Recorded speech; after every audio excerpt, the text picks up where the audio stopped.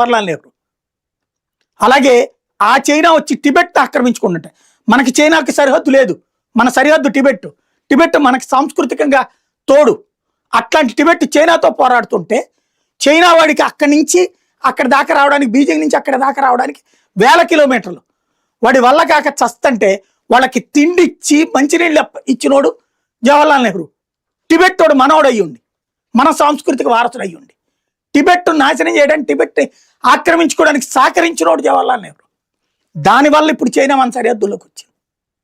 ఆ తర్వాత ఆ చైనా చీనీ భారత్ బాయి బాయి అని నినాదాలు పెట్టి భారతదేశపు రాజ్యాంగంలో సోషలిజం అనేది యాడ్ చేసింది ఎవరు?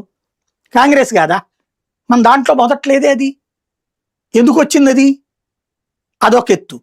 రెండవది, చైనా వాడు వచ్చి భారతదేశాన్ని ఆక్రమించుకుంటే నిద్రపోయినోడు ఎవడు?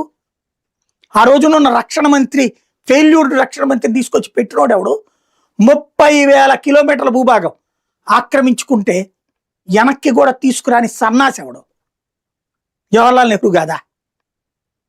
మన దేశం మీద నుంచి వాడు పాకిస్తాన్ దాకా రోడ్డు వేసుకుంటుంటే మనకి తెలియని కూడా తెలియదంటే ఎలాంటి అసమర్థ పాలకుడు?